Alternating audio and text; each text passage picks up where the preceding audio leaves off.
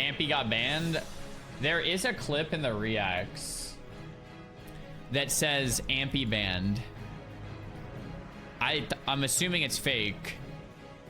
I'll click on it. Ahmpy got banned, question mark. All right, yeah, this is Ahmpy's stream. He's running in Winter Spring. This World of Warcraft account has been closed. Wait, Ahmpy actually got banned?